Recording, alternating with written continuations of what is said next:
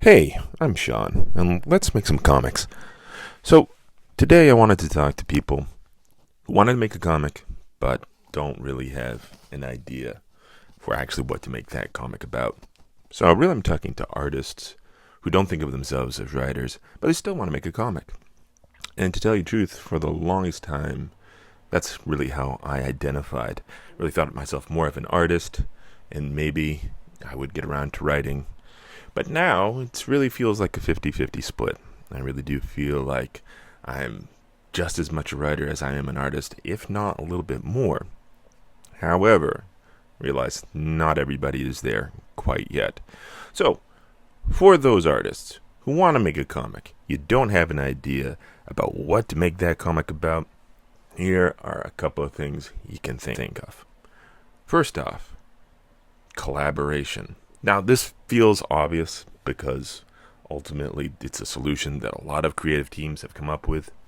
We have our writer, we have our artist, so let's combine our powers and make something. Of course, the difficulty is this means you need to find somebody. You need to find another human being that you can actually talk to.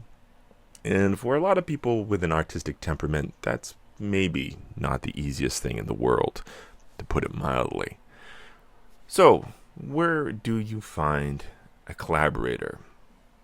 I will say, first and foremost, if you have a friend, I know it's a big ask, but if you actually have a friend who wants to write, that's a great place to start. If not, if you have a casual acquaintance, so maybe somebody who you know from other art spaces who wants to write, great. So, real world connections first and foremost. Now, I will say, for me personally, and I'm just kind of weird about it, I've always drawn a line on collaborating with family. And nothing against my family, I love them all dearly, all great people. However, when you tell somebody that you draw, that you're an artist, you're always getting ideas. Ideas from well meaning family members who said, "Oh, I have a great idea for a storybook, or a comic book, or even a screenplay that maybe you could draw some pictures for." And that is something I always want to avoid. And I encourage you to draw that line in the sand if you feel the same way. So, friends, maybe not family.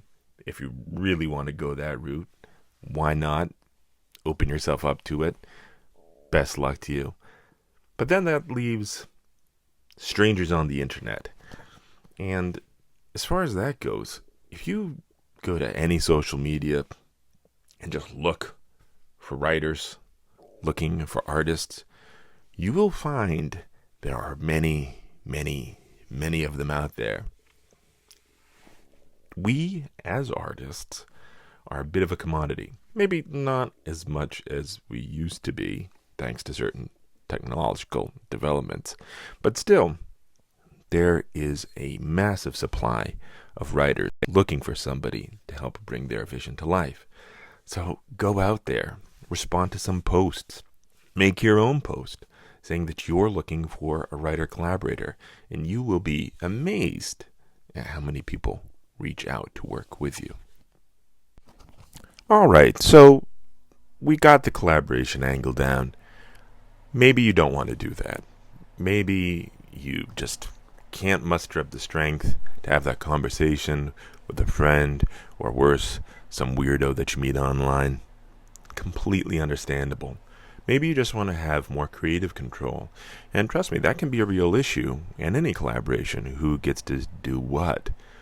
So, hold on, don't worry. There's actually a whole host of collaborators who will give you complete carte blanche to adapt their works any way you see fit. And I'm not just talking about anybody, I'm talking about some of the greatest authors ever. And the nice thing is that they're all dead. So I'm talking about adapting a work. As you may or may not know, after a certain length of time, properties fall into something that we call public domain, at least here in the US. Quick caveat, I'm obviously not a lawyer, And this is not legal advice, and I encourage you to double check everything I'm about to say. But public domain, as I understand it right now, extends 70 years plus the life of the author. Again, as far as the U.S. is concerned. And so that leaves a whole plethora of works that have been time-tested to be some of the greatest ever written, open for you to put your own spin on. So I'm talking things like Robin Hood, King Arthur, complete works of William Shakespeare, even things that are a little bit more contemporary, like Dracula. I mean, Dracula's been around for a minute. Frankenstein, even some of Sherlock Holmes. I say some because I know some of the works are still under the Doyle estate's purview. Have to double check on that if you really want to make your own Sherlock Holmes. But again, there's a ton of work out there, and you see it. If you're unsure if this is a viable process, just think about all the adaptations of those properties that you've already seen. There is no shortage of them. And if any of those really resonate with you, if you want to take your spin of Alice in Wonderland out for the world to see, I'm sure we'd be happy with it. Or at least it'd be interesting or kind of cool. One thing I will caution you on, though, when it comes to adaptation, we are dealing with a little bit of saturation in some of these. So if you are going to tell Dracula again, you may want to change something about it, or just try and view it from a more personal lens. So it's not just a shot-by-shot remake of something that's come before, something that only you could make. So, adaptation. It's an idea. It's not a new idea.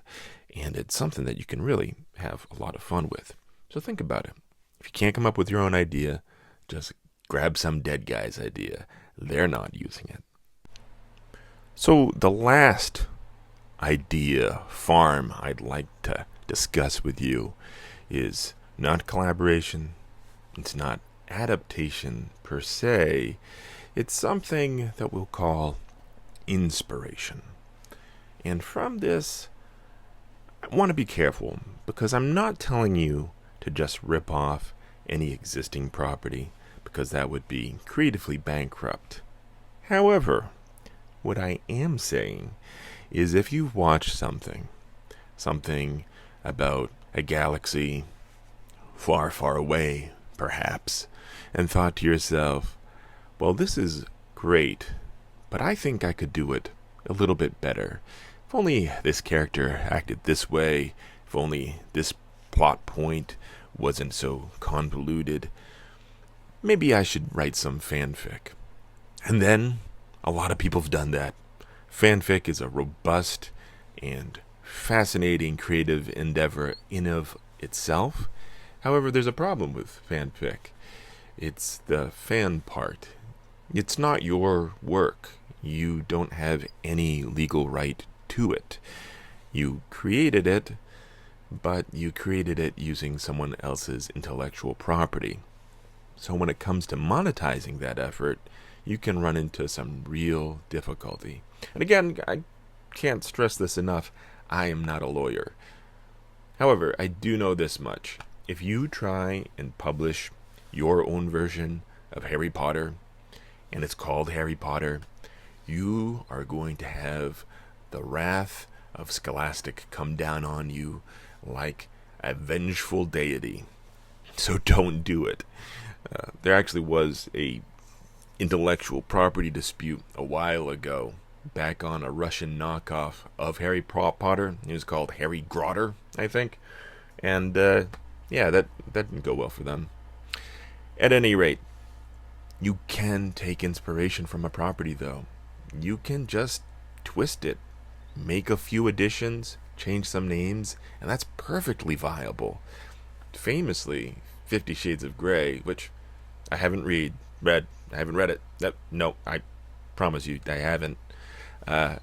It was some Twilight fanfic that got the serial numbers filed off and replaced with some kind of sloppy BDSM. Also, nothing against Twilight. Live your best life. I have also not read that series. I may or may not have seen some of the movies. Anyway, I digress. Twilight and 50 Shades aside, it's hardly the first time this has happened. You see it whenever something reaches a certain level of prominence. You get a lot of derivative works that are just thinly veiled remakes or reimaginings of that source material. One that I think is going to be a little bit more in the public consciousness these days is, well, there was a great sci-fi epic about a chosen young man harnessing a mysterious power using hand-fighting techniques to overthrow an empire. Took place in a desert, and that was, of course, Star Wars. Or was it Dune? It's kind of a sore subject for George Lucas and for the Herbert estate, but there is definitely some inspiration, if we're being honest, George. We gotta look at how that all played out, and it's not coming out in Star Wars' favor. And no one's saying that Star Wars is bad because of that, but there was definitely some Dune-ish inspiration to that whole thing. And you can do the same. So, if you've seen anything that you like in the past few days, months, years, decades, and it's not in public domain, just take some of those ideas, steal them, but change it enough that it is legally distinct, and you can have your own legally distinct Harry Potter, Star Wars, Superman.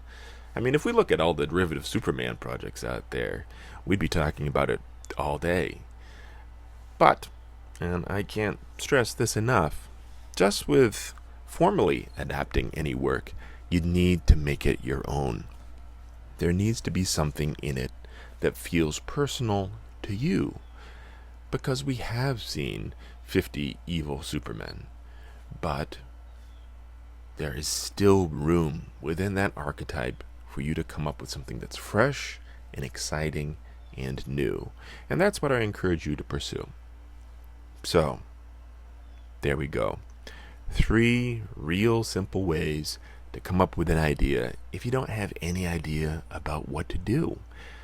And I want to encourage you to explore any one of those if you're having a bit of writer's block, because it can help get you over the hump.